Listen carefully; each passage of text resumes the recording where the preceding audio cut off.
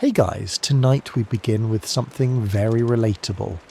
Sleep, or more accurately, how medieval people slept, which turns out to be far weirder than most of us could imagine.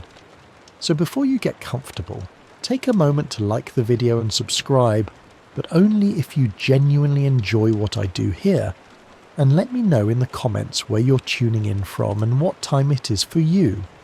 It's always fascinating to see who's joining us from around the world. Now, dim the lights. Maybe turn on a fan for that soft background hum. And let's ease into tonight's journey together.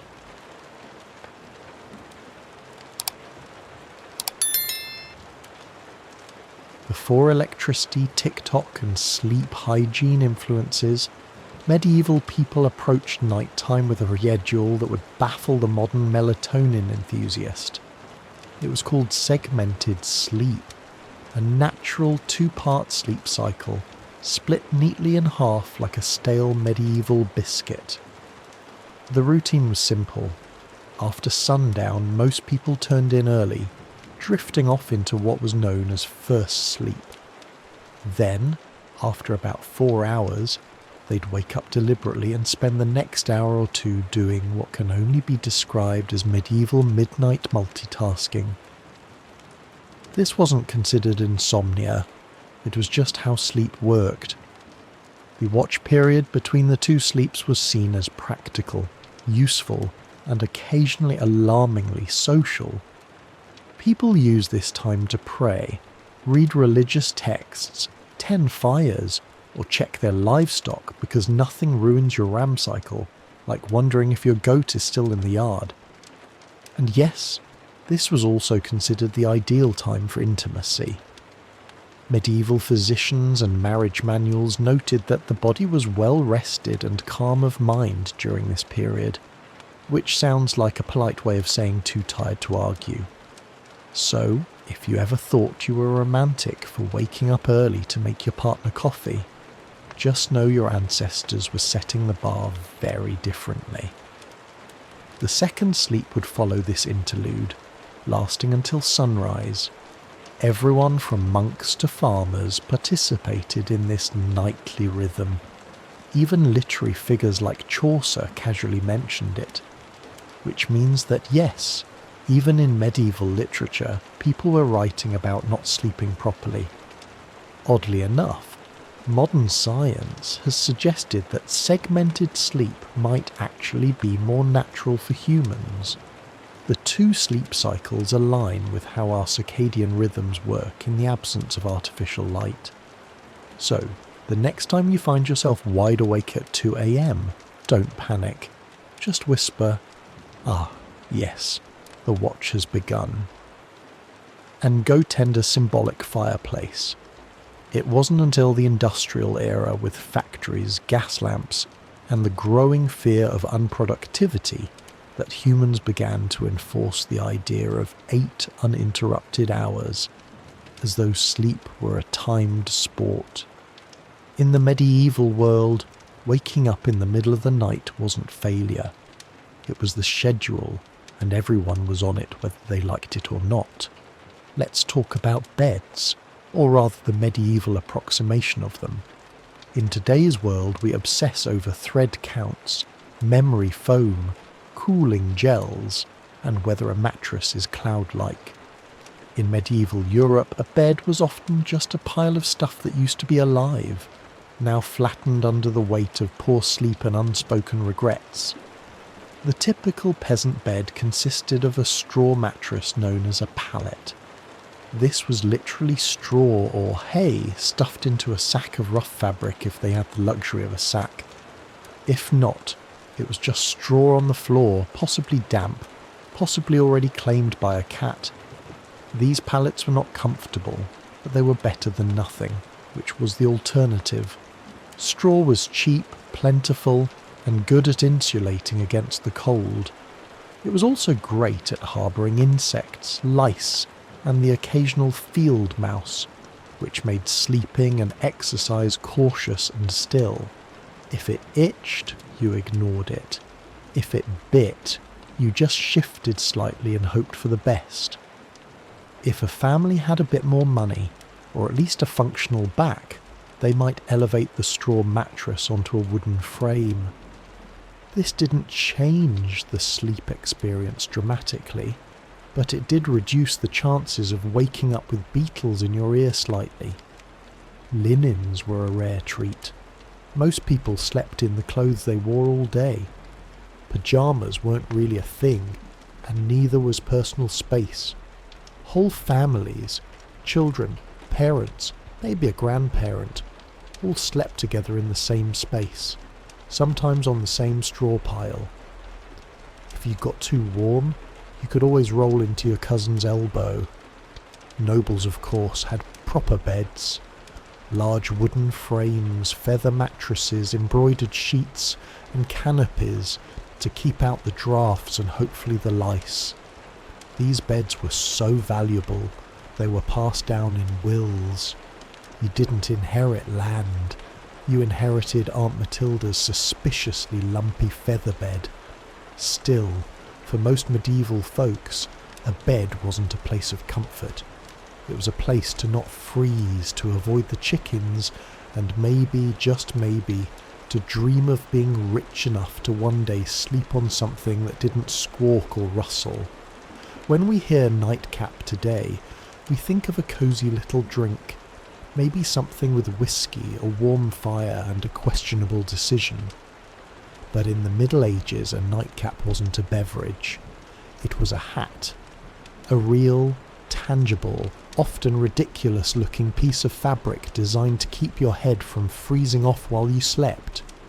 You see, insulation wasn't exactly the strong point of medieval architecture.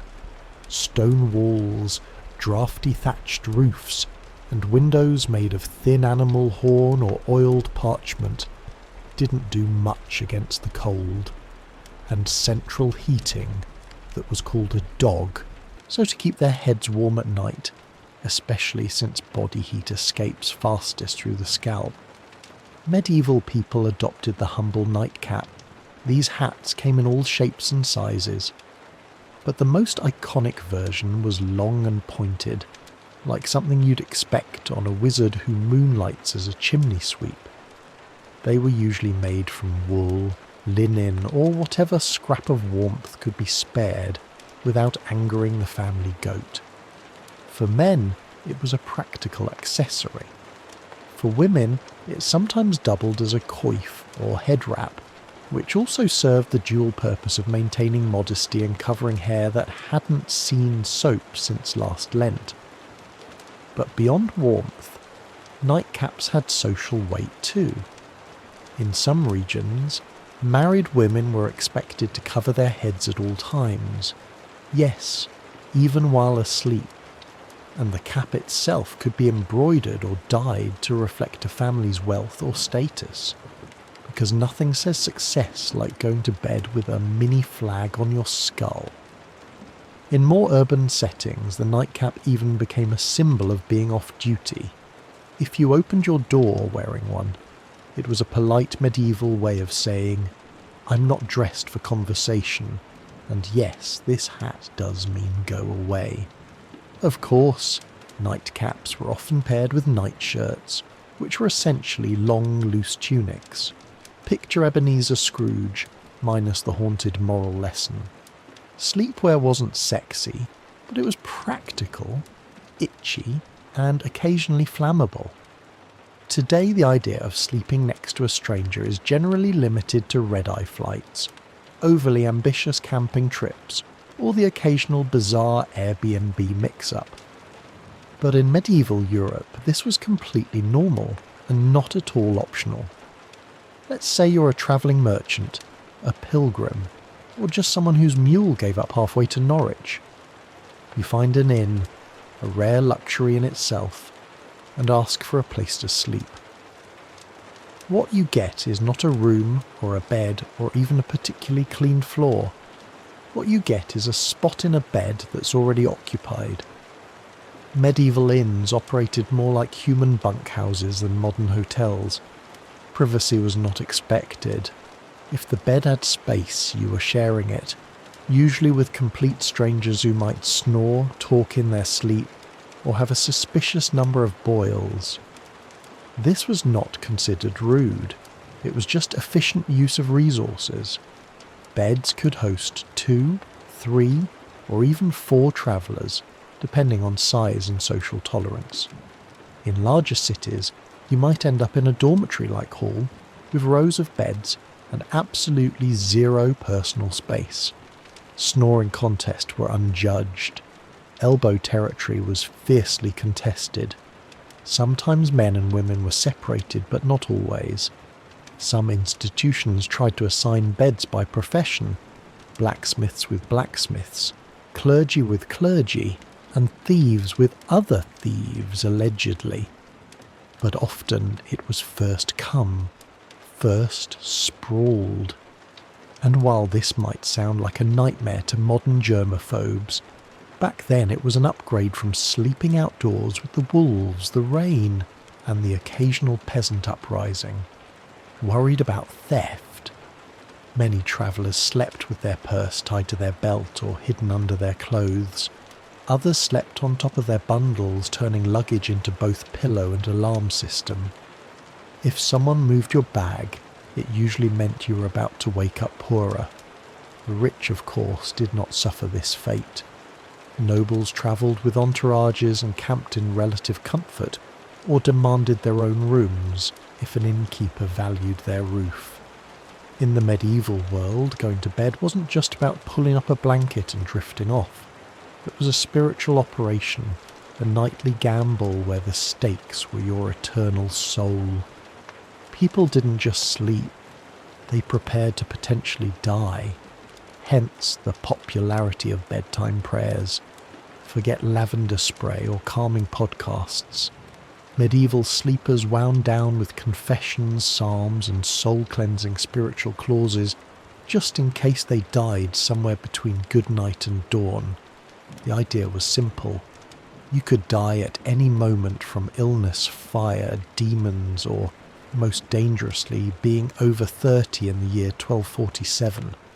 So, you'd better say your prayers, not because it was comforting, but because hell was terrifying, and you didn't want to show up uninvited, unwashed, and spiritually dishevelled. One common version is, if I should die before I wake, I pray the Lord my soul to take. Sweet, right? Except it's basically a legal document written by a 7-year-old acknowledging death as a likely bedtime outcome. Many adults had a whole catalogue of prayers for different threats. One for when you were feeling guilty, one for when you thought the devil might be hiding in the rafters, one for plague prevention, which unfortunately aged poorly. Some even prayed to specific saints known for watching over sleepers, kind of like holy bouncers guarding your soul at the club door. The really devout monks, nuns, and overly anxious nobles ended their day with Compline, the final prayer service before bed. After Compline, they took a vow of silence, which wasn't hard because everyone was already exhausted, underfed, and mildly afraid of the dark. Children were also encouraged to pray, in part because it was good for their souls, and in part because it gave them something to do other than ask why the dog was in their bed again. Parents reminded them that angels were watching, which sounds adorable until you realise it was less guardian angel and more celestial surveillance system. In short, prayer before sleep was less about peace, and more about last-minute damage control. Think of it like medieval antivirus software. You hoped it worked, even if you didn't fully understand how. In the modern world, dreams are usually dismissed as random nonsense. Stress, too much cheese, or your brain trying to file paperwork in the dark. But in the medieval world, dreams were taken very seriously, as an eternal consequence is serious. Dreams weren't just dreams. They were considered messages from God, saints, the devil, your guardian angel, or possibly that weird relic you kissed last Sunday. Some dreams were divine revelations, others were demonic temptations. Either way, you were supposed to pay attention and possibly write it down or confess it, or fast for 3 days just to be safe. Theologians, monks, and self-proclaimed visionaries spent an alarming amount of time interpreting dreams. Entire texts were dedicated to decoding them. Dreaming of fire might be hell. Dreaming of water could mean purification or drowning. Dreamt of a man with a goat's head juggling fish, you'd better call a priest immediately and possibly move. Medieval people believed that what happened in dreams mattered, because your soul was still active while you slept. This meant that your actions in a dream could reveal hidden sins or spiritual weaknesses. That mildly embarrassing dream about stealing a loaf of bread, that might be your subconscious confessing your guilt for real-world gluttony or just hunger, but still, better to confess it anyway, just in case. Monks and nuns often recorded their dreams and shared them with spiritual superiors. Some were celebrated for having holy visions during sleep. Others were quietly told to eat fewer onions before bed. Of course, dreams weren't just spiritual puzzles. They also made excellent plot devices. Medieval literature is full of dream sequences where knights encounter angels, demons, or metaphorical creatures spouting poetry about virtue. Dreams were basically the Netflix of the medieval world, except with more allegory and fewer happy endings. The church predictably was suspicious. Not all dreams were divine, and some were believed to be planted by demons to corrupt the innocent.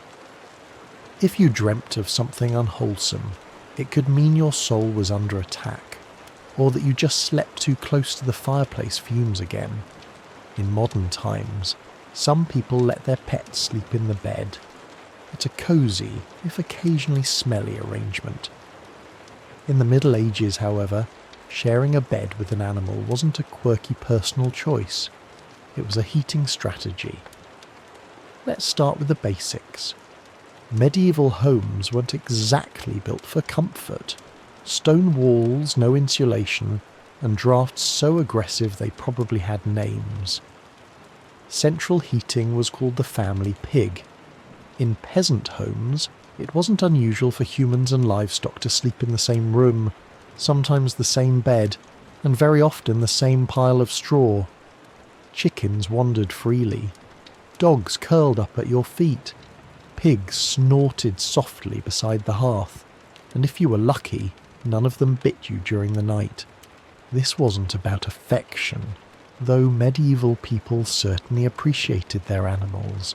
It was about survival. Animals generated body heat. They were warm, dependable, and unlike some relatives, didn't hog the blanket. A large dog could keep your toes from freezing. A cow in the corner might raise the room temperature by a degree or two, which in January felt like a miracle. Medieval homes, especially those of the lower classes, often had just one room for everything. Cooking, eating, sleeping, and occasionally dying. Everyone, humans and animals alike, made do with the same space. Children might be nestled between parents and a goat. A chicken might serve as an impromptu alarm clock. Hygiene. Let's not ask too many questions. For wealthier families, this wasn't as common.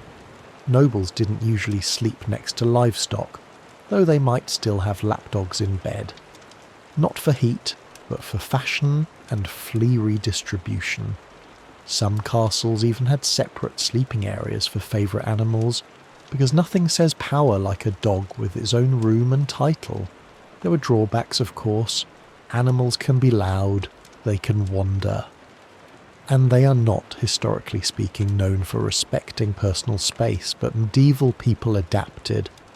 A hoof in the face at 3 a.m, just part of the bedtime routine. If you've ever had to share a room at a youth hostel and thought, this is a bit much, allow us to introduce the medieval monastic dormitory. a place where comfort went to die quietly under a vow of silence. Monasteries didn't believe in personal space or softness or fun, really. The typical dormitory housed dozens of monks all sleeping in a single large room, usually arranged in neat rows like morally upright sardines. Beds, if you could call them that, were often wooden planks, sometimes with a straw mattress if the abbot was feeling generous, or it was a feast day. You slept fully clothed, not out of modesty, but because getting dressed in the dark at 2 a.m. for prayers was more painful than just going to bed already prepared. The monastic uniform, including robe, belt and sandals, doubled as spiritual armour and poor insulation. If you got cold, you layered up. If you got hot, well, no you didn't. There were no pillows, no privacy curtains, and absolutely no talking. Silence was enforced, not suggested, under the rule of St. Benedict. If you rolled over and groaned too loudly, you might find yourself on chamber pot duty for a week. Snoring, however, was a grey area. You couldn't control it, but if it became disruptive, the Lord might still hold you accountable, or at least your cellmates would. Lighting was minimal. 1 candle, maybe. You didn't need to see. You just needed to lie still and not sin. That was the goal. Despite the austerity, monks believed their Spartan beds were training for the afterlife, preparation for the soul's journey by denying the flesh any excess. Sleep was not a pleasure. It was a necessity monitored and scheduled like everything else. Some monks even slept sitting up just to avoid any hint of luxury or dreams or circulation. Compared to this, peasant straw piles and snoring pigs almost seem luxurious. At least the pig didn't judge you. Let's talk about something that would horrify most modern sleepers. Waking up voluntarily at 2 a.m. and not for a bathroom break or a doom scroll, but for prayer. Loud, cold, candlelit prayer. In medieval monasteries, this was standard practice. Monks and nuns followed a rigid daily schedule based on the canonical hours, which included matins, the first service of the day. And by day, we mean the darkest part of the night, when even the owls were still deciding whether to wake up. The bell would toll, often rung by someone who drew the short straw, and the entire dormitory of robed, sleep-deprived souls would shuffle off to the chapel in silence. And yes, still in full clothing, because monks didn't do pyjamas. The only layering system they believed in was spiritual.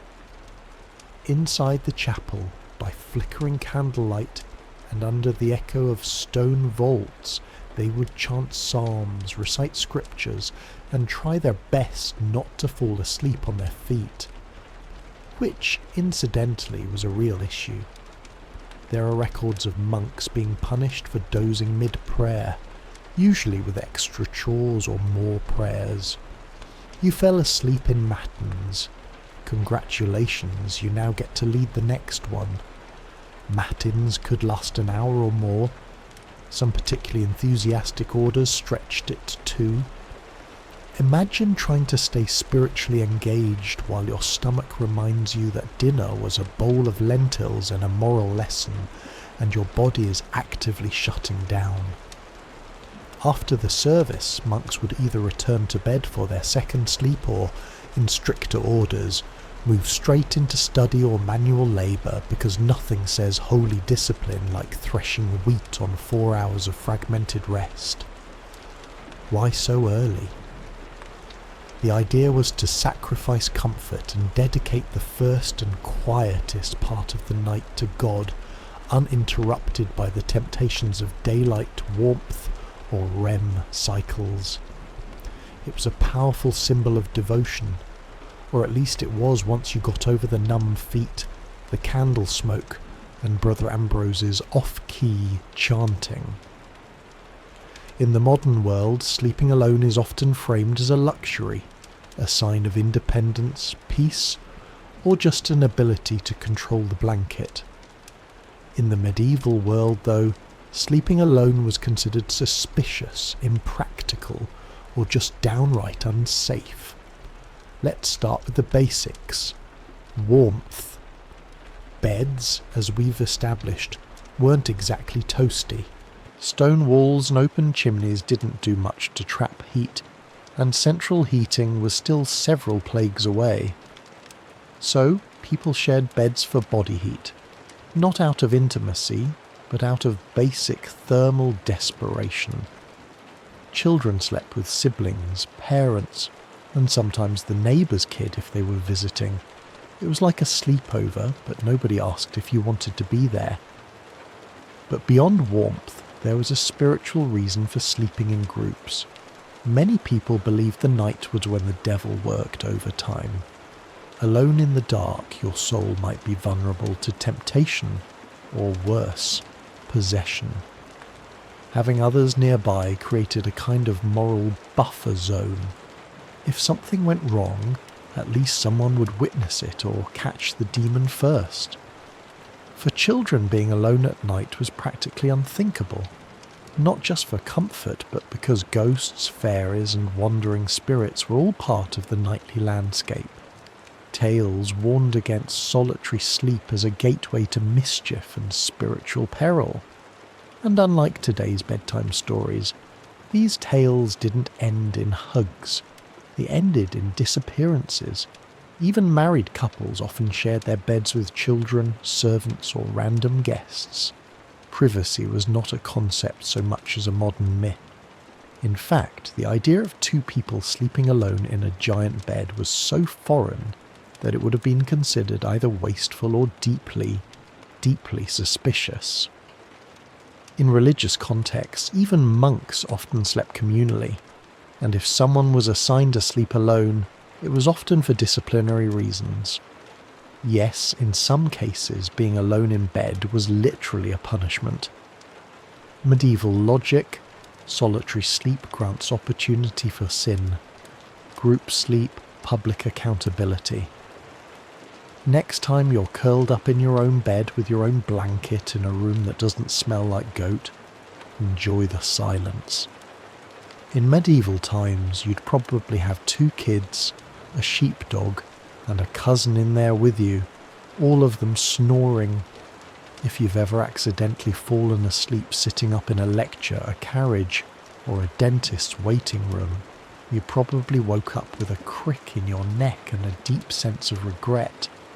But in the Middle Ages, sleeping upright wasn't an accident. It was a lifestyle. Some medieval folks, particularly the wealthy or religiously devout, chose to sleep propped up rather than lying flat. Why? A few reasons, none of them particularly restful. First, there was a medical belief that lying flat was bad for digestion, the lungs, or the general balance of the bodily humours. In a world where doctors thought a sneeze could rearrange your soul, this logic made perfect sense. Upright sleeping, they believed, helped avoid congestion of the brain, which sounds ominous, but mostly meant don't drown in your own phlegm. Second, there were spiritual concerns. Lying flat was considered too close to the posture of the dead. You didn't want to confuse God or, worse, attract attention from the angel of death by sleeping in the same position used at funerals. Superstitious? Absolutely. But when your local priest doubled as the community's health consultant, you picked your battles carefully. As a result, people often slept partially reclined, supported by large bolsters, pillows, or the wooden headboard equivalent of a medieval lazy-boy. Nobles sometimes had their beds rigged with angled supports to maintain a semi-seated posture, perfect for digesting one's evening meat pie, or fending off surprise demon attacks. Monks took it a step further. In stricter orders, they might even sleep sitting upright on a bench, or leaning against a cold wall with nothing but a hood to muffle the discomfort. It wasn't about health, it was about discipline. If you were too comfortable, you might dream. If you dreamed, you might sin. If you sinned, well, welcome to confession at 5 a.m. Needless to say, this wasn't about quality rest. It was about virtue, discomfort, and mildly confusing theology. Forget haunted dreams or goblins under the bed. For medieval people, the real monsters of the night were already in the sheets, small, persistent, and entirely uninterested in your prayers. We're talking, of course, about fleas, lice, and the medieval bedroom's unofficial mascot, the bedbug. Let's not sugarcoat it. Hygiene wasn't exactly medieval Europe's strong suit. Baths were rare, laundry was expensive, and soap was sometimes made from substances better left unnamed. Add that to straw-filled mattresses, shared bedding, and the occasional live chicken underfoot, and you've got the perfect environment for an all-you-can-eat pest buffet. Fleas and lice were so common they were practically roommates. Peasants dealt with them daily. Nobles, despite their satin sheets and feather beds, were not exempt. In fact, some richer households had dedicated nitpickers, actual servants tasked with removing lice from their employers' hair and clothing. Imagine that as your job title, Master of the Royal Scalp. Bedbugs, meanwhile, were the silent assassins of medieval sleep. They hid in wooden bed frames, mattress seams, and even the cracks in stone walls, emerging at night to feast like tiny vampires. If you ever wondered why medieval people wore nightcaps and slept fully clothed, it wasn't always about warmth. Sometimes it was pest defense armor. Solutions range from mildly effective to impressively deranged. Some households burned strong-smelling herbs like wormwood or tansy to repel bugs. Others slept with garlic, onions, or even ashes in the bed, which may have done little for the pests but certainly kept romance to a minimum. It wasn't just physical discomfort either.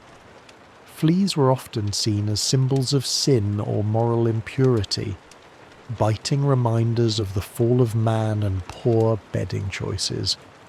Entire poems were written about fleas, some moralizing, some weirdly romantic, because nothing says I love you like, let us be united like the flea that bites us both.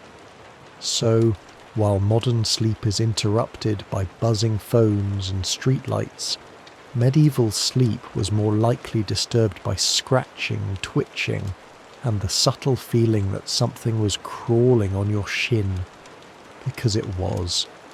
We've all had restless nights, but have you ever tried falling asleep while wearing 100 pounds of iron? No. Well, in the Middle Ages, some people did exactly that because apparently nothing says sweet dreams like being prepared to joust in your sleep. Now, to be clear, most people, even knights, didn't regularly sleep in full armour. It was hot, heavy, and loud. Trying to roll over in a suit of chainmail is a bit like trying to nap inside a bag of cutlery. But during wartime or in hostile territory, sleeping partially armoured was considered the safer choice. Comfort is optional. Survival is highly recommended. A knight on campaign might remove only his helmet and gauntlets, keeping his mail shirt or breastplate on just in case enemies decided to stage a midnight surprise party. There's nothing quite like waking up to the sound of hooves and having to suit up while still half dreaming about turnips. In castles under siege, men-at-arms might even sleep with swords or axes at their side, like some very aggressive bedtime security blankets. Shields doubled as pillows, and if the enemy breached the walls, well, at least you wouldn't have to get dressed. Priorities. Of course, sleeping in armour wasn't exactly restorative. Iron isn't breathable, and chainmail has a bad habit of pinching skin.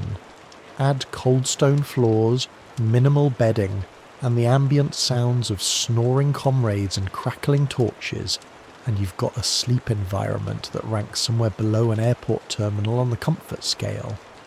Even those not in battle sometimes wore light protective gear while sleeping in dangerous regions.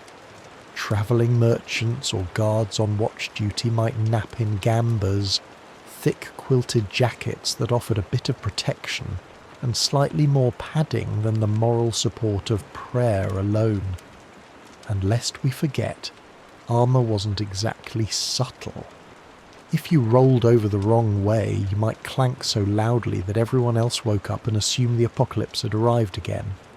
In a time when nightly demons, lice infestations and pigs in your bed weren't considered unusual, you might think that sleepwalking was just one more medieval inconvenience.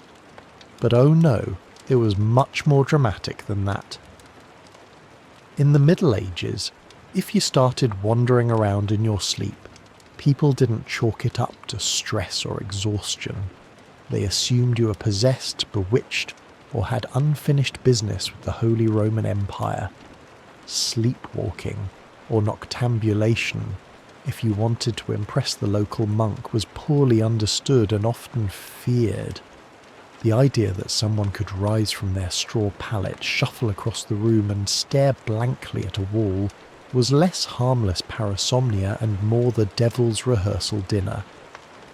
Accounts from the time suggest that people were genuinely spooked by sleepwalkers. Picture this. A man in a long nightshirt, candle in hand, eyes glazed, mumbling Latin that he didn't actually speak while stepping over livestock. You'd think ghost or heretic or both. And depending on your local priest, an exorcism might be scheduled before breakfast. Some believed sleepwalking was caused by bad humours, especially too much black bile, which was the medieval catch-all for anything they couldn't explain. Others thought it happened because the soul was temporarily released during sleep, leaving the body free to bumble around like an unattended mule. To prevent these nightly adventures, people tried everything from herbal remedies to praying over their beds, hanging iron charms, or in more rural areas, just tying the person's leg to a chair. If that sounds extreme, consider that some medieval homes had open hearths, knives everywhere, and chamber pots just waiting to be tragically overturned. In one curious twist, there were rumours of people climbing onto rooftops in their sleep. Whether or not these accounts were exaggerated, the fear of leaping dreamers led to barred windows and occasional theological debates about whether a person could sin while unconscious. Thankfully, most sleepwalkers just paced, muttered, or attempted to open imaginary doors. But if someone sleepwalked into a church, locals might treat it as a divine sign, or call for a cleansing ritual just to cover all spiritual bases. If medieval life taught people anything, it was how to sleep through chaos, church bells, thunderstorms, screaming livestock, and the occasional siege. For the sleep-deprived denizens of the Middle Ages, these were just ambient noises, the medieval version of white noise. Let's start with the bells. Church bells marked every sacred moment of the day. Sunrise, prayer times, meals, and of course the ungodly hour of matins at 2 o'clock or 3 o'clock a.m. If you lived anywhere near a monastery, your dreams were probably soundtracked by regular tolling. At some point the brain just accepted it. Bells became the lullaby of an overscheduled soul, and it wasn't just bells. Storms were frequent and terrifying. With no weather apps or triple glazed windows, you experienced every clap of thunder like the world might end. Roofs leaked, windows rattled, and chimneys howled like banshees. Still, people slept. They had to. Work didn't stop for insomnia. Neither did ploughing, praying, or running from Vikings. Speaking of which, invasions and apocalyptic events weren't always a deal-breaker for bedtime either. In the 14th century, people continued to sleep somehow through famine, war, and even the Black Death. When death carts rolled by in the morning, it was considered more of a grim wake-up call than a cause for panic. And if you didn't wake up, well, some believed that was a mercy. There are even records of people sleeping through earthquakes, barn fires, and angry mobs. Sleep deprivation was common, and bodies adjusted. If you worked from sunup to sundown, ate barely enough to survive, and spent your day dodging mud, taxes, and spiritual damnation, you were going to fall asleep hard. And then there were those who used sleep as a kind of escape hatch. Faced with illness, grief, or fear of the world literally ending, which was forecast roughly every century, some people just curled up under a cloak, mumbled a prayer, and took a nap. There's a strange kind of wisdom in that. In the winter of 1692, the village of Salem, Massachusetts, was cloaked in more than just snow. It was cloaked in tension, suspicion, and a quiet kind of fear that seeped into the timber-framed homes and frozen fields. The people of Salem were Puritans, strict, devout, and deeply superstitious. They believed they were building a holy community in the wilderness, a city on a hill watched by God and stalked by Satan. Life was already hard. The village had recently split from Salem town over politics and religion. Crops had failed. Smallpox had ravaged nearby communities. Wars with native tribes had left many traumatized. There was friction between neighbours, inheritance disputes, and a deep resentment toward outsiders or anyone who didn't quite fit in. Add to this the long, dark, bitter New England winter, and something was bound to break. That break came in the home of Reverend Samuel Parris, the village's minister. His 9-year-old daughter, Betty, and 11-year-old niece, Abigail Williams, began to behave strangely. They screamed uncontrollably. They threw things. They contorted their bodies in unnatural ways. At times they fell silent for hours, eyes wide with terror. Neighbours whispered that they were cursed. The girls claimed they were being pinched and bitten by invisible forces. Reverend Parris, unsure of what to do, called in a local doctor, William Griggs. After failing to find any physical cause, Griggs delivered the diagnosis that would plunge the village into chaos: witchcraft. That single word set fire to the fears already simmering in Salem. In a place where witches were believed to be real, dangerous servants of the devil, the idea was not far-fetched. And now, if the devil could worm his way into the minister's own household, what did that mean for the rest of the community? The girls, prodded by both adults and peers, began naming names. First, they accused women on the margins, social misfits and outcasts. But soon the accusations would reach the respectable, the wealthy, and even the pious. Salem was a small village, but what was about to happen would echo far beyond its borders. What began as whispers in the dark would soon become cries from the gallows, and a legacy of paranoia that still haunts America's history books. Once the idea of witchcraft took root in Salem, it spread like ivy, quiet at first, then strangling everything it touched. The afflicted girls, Betty Parris, Abigail Williams, and soon others like Ann Putnam Jr. And Mercy Lewis seemed to grow bolder with each passing day. They convulsed in court, screamed during prayers, and claimed they could see dark spirits hovering over certain villages. It wasn't just childhood imagination. It was theatrical, public, and most disturbingly believed. The first to be accused were those with the least protection, women who already lived on the edges of society. Sarah Good, a homeless beggar, was known for muttering to herself when turned away from doorsteps. People claimed her mumbling was a curse. She smoked a pipe. She snapped at children. She fit the mould of a witch because she didn't fit the mould of a Puritan woman. Sarah Osborne hadn't attended church in over a year and had scandalised the community by marrying her indentured servant after her first husband died. A woman who defied convention is clearly suspect. Tituba, the enslaved woman in Reverend Parris's household, was the most exotic of all.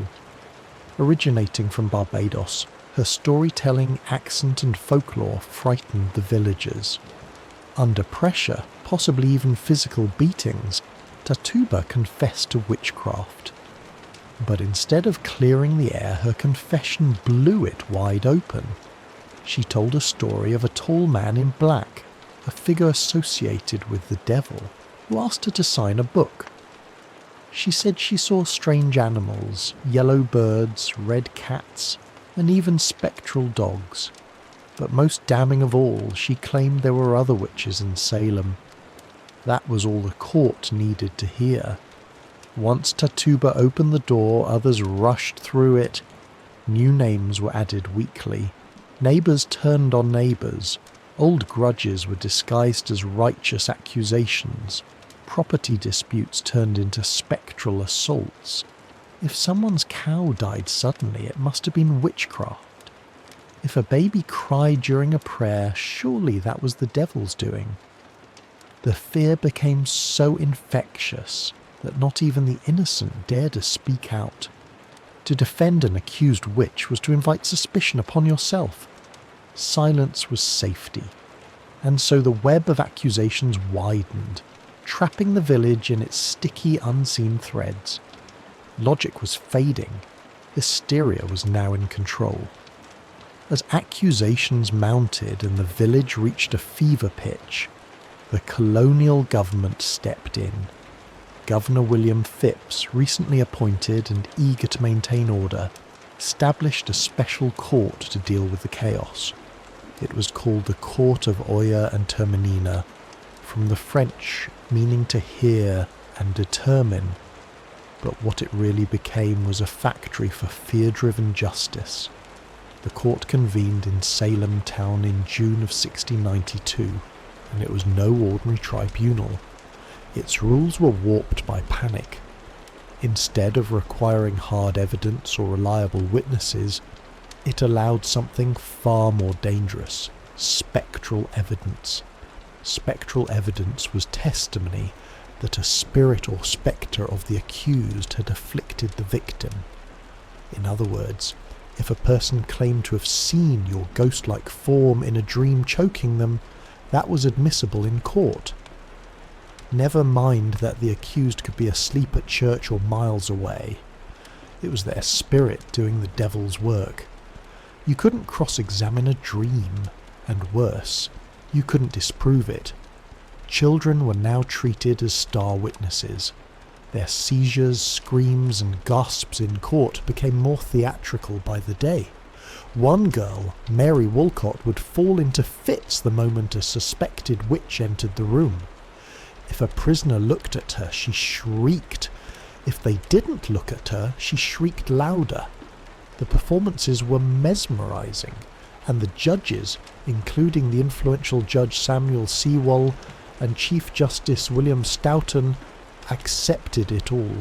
Defense lawyers, there were none. The concept didn't exist in colonial trials. If you were accused, you stood alone.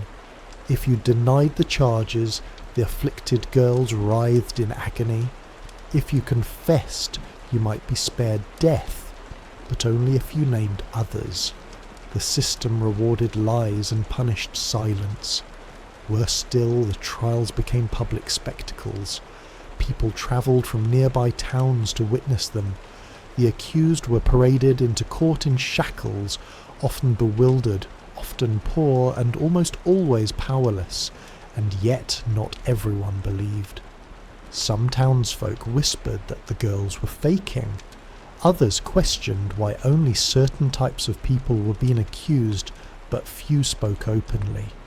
Questioning the court meant questioning the will of God. In Salem, reason had stepped aside, and the law had become a mirror reflecting fear, not justice.